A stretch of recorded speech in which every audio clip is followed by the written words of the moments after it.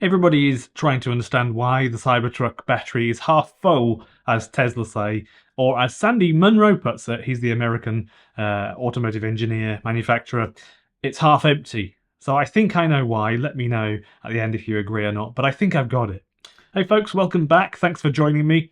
It's been a great year so far, and I'll be heading back to Australia soon to get my house fixed up because it needs lots of renovations doing to it, some serious renovations. Thank you very much, just briefly, to those few people that recommended some solar panel suppliers. That's really nice, thank you. So, in about 6 to 8 weeks, I should be there for so many months, I think. I don't know. I've got to do a lot of work to the house. So, if you've never heard of Sandy Munro, you should check out his YouTube channel because he's honestly fantastic. Really, really good. Really clever guy. I've seen literally every single one of his videos. Literally. He's an American tool manufacturer, engineer. Would you say he's an automotive? He's not a manufacturer, but he's an engineer anyway. So very clever guy. He was talking with Elon last year about the Cybertruck. They did an interview video. I'll put that in the description below. If you haven't seen that, you should definitely watch that. If we didn't have these videos, I don't think we would know as much as we do know now about the ins and outs of these cars. And one of them, which I do also recommend, is about the thermal management system for the Cybertruck. So the battery video came out 2 weeks ago or so, just over 2 weeks ago, and the chief engineer from Tesla replied saying it is half full. That is on purpose. That's what they said. So the Cybertruck has a 123, a bit random isn't it, 123 kilowatt hour battery, which is relatively small if you compare it to some other big trucks such as the F-150 Lightning. That's pretty big, but that's got a 100 kilowatt hour battery pack. If you look at the standard version, then you can get it. You can also get it as well. Some of you probably know. You can also get it as well with the 130 kilowatt hour battery pack, which is 7 kilowatt hours more than the Cybertruck. So the Rivian also, that's a bigger battery. Also the Chevy Silverado, that is 200 kilowatt hours. That is a huge battery pack. Interestingly, I've never seen the Chevy Silverado in real life. If you literally own one, let me know. I would love to come to America and just go in it. If you do have one, please put it in the comments below and we will make a video together. It is true that Tesla have been really good at putting in smaller batteries in vehicles that are the same size as other competitors and getting more miles or kilometers out of them. I think that's mainly due to aerodynamic efficiency. That's not the only reason, but I think that's mainly it. Tesla did this with the Model Y, as a lot of you know. That got more range than the BYD Atto 3. And of course now BYD have altered things and they brought that basically in line with the same as the Model Y. Tesla used the BYD Blade battery in the Model Y, and then that got more range than the Atto 3 with even the same battery in it. I thought that was interesting, even though it's a larger car than the Atto 3. So yeah, like I said, they've changed things up, so now it's sort of on par, isn't it? If they use the same battery pack, but the Model Y is a larger car, so it just goes to show how efficient they are and how well engineered they are.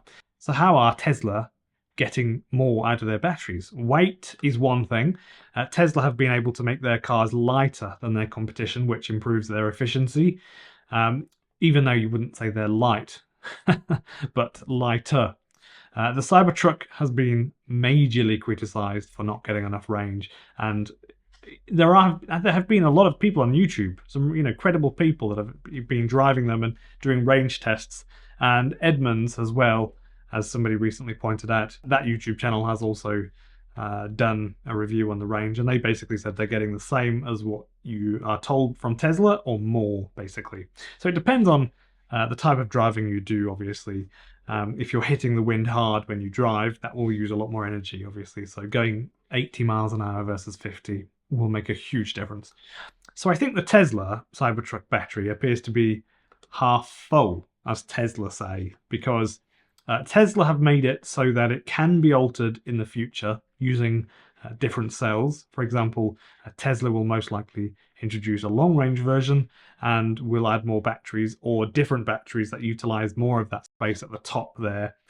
So they will probably use lithium iron phosphate batteries. In fact, we know they will, from CATL or CATL. I've been lectured for saying cattle in the comments, so go easy on me.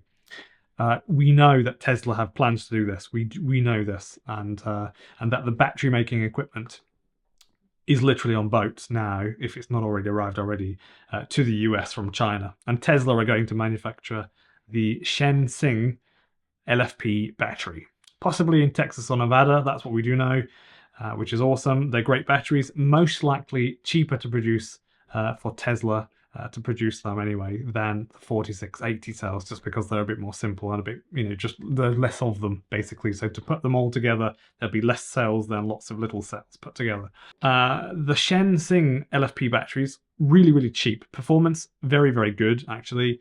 It's very possible that Tesla will use those batteries to put them into the Cybertruck to fill up the space more.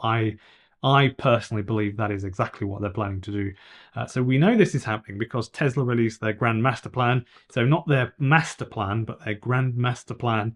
They literally said in it, the LFP batteries, they want LFP batteries in the Cybertruck, is what they said. So I believe this is what Tesla were touting when they said that. The energy density of these cells, a little bit less, of course, because it's LFP chemistry than the 4680 cells, but you can fit more batteries into the empty space because they're taller to make up for that space, to make up for that loss, sorry. And obviously it will have substantially more range if they fill up that space. So that's why the Cybertruck battery pack is half full, and it's obvious, I think, what they were doing. It's very obvious. Tesla won't have to redesign the whole pack, so this simplifies things for them. And they've just done that in advance, which is smart, isn't it? And it also gives them opportunities to offer different variants and packages such as single motor, dual motor, triple motor, small pack, big pack, LFP chemistry, other chemistry. You should now have a bit of a choice in that, or you will in the future, I think. I think that's kind of what they're doing. I think they know what they're doing. So do you think I'm right? Do you think it sounds about right? Let me know in the comments.